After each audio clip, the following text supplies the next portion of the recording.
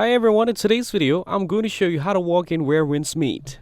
Start by controlling your movement more carefully. First, lightly press the movement keys on your keyboard instead of holding them down continuously. Now gently tap the W, A, S, or D keys in short presses. When you do this, your character moves at a slower pace, which looks like walking rather than running. Holding the keys make your character sprint, so tapping it in the key to slow movement. Next, if you want smoother and more precise walking control, especially on PC, using a controller is a better option.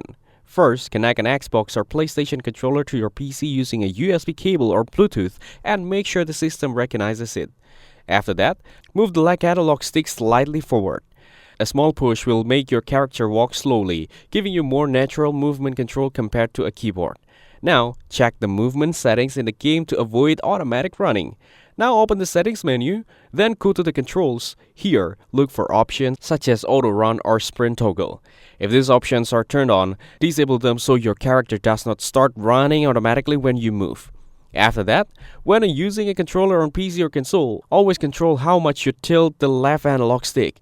A small and gentle tilt results in walking, which is useful for exploration and immersion. Pushing the stick fully forward will make your character run faster. This gives you full control over your movement speed. Finally, make sure you are not activating the sprint function. Check that you are not holding the sprint key on the keyboard, usually the shift key, or pressing the sprint button on the controller, often L3. If sprint pressed or toggled, your character will automatically run instead of walking. Following these steps will help you move slowly and walk properly in where minds meet, giving you better control and a more realistic gameplay experience. If this video helped you, make sure to like the video and subscribe to the channel. Thanks for watching, and I'll see you in the next video.